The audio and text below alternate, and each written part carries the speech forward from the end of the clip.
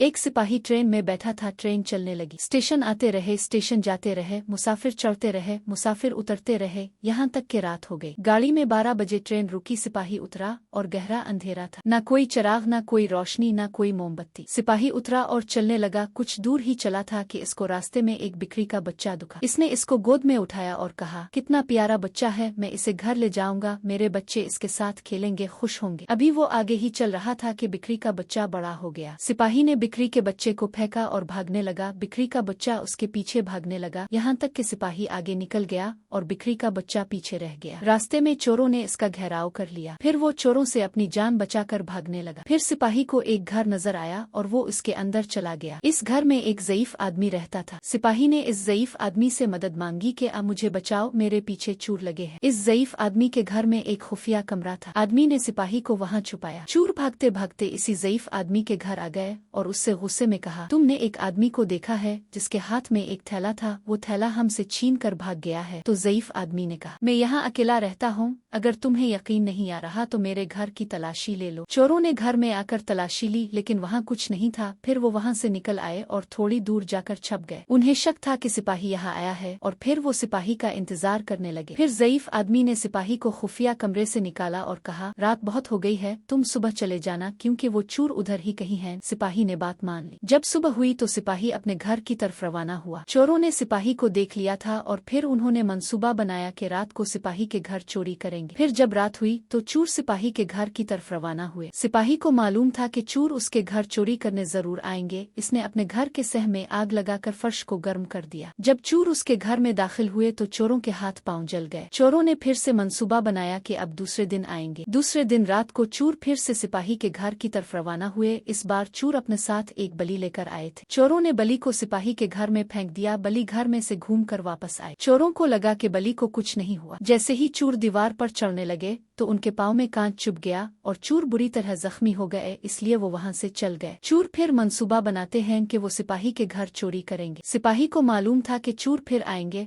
तो जब रात हुई चोर फिर सिपाही के घर की तरफ रवाना हुए। जैसे ही चोर दीवार पर चढ़े सिपाही ने फायरिंग शुरू कर दी और चोर खौफ के मारे भाग गए। सिपाही ने चोरों को एक अच्छा सबक सिखाया और इस तरह इसने अपने घर वालों की जान बचा ली।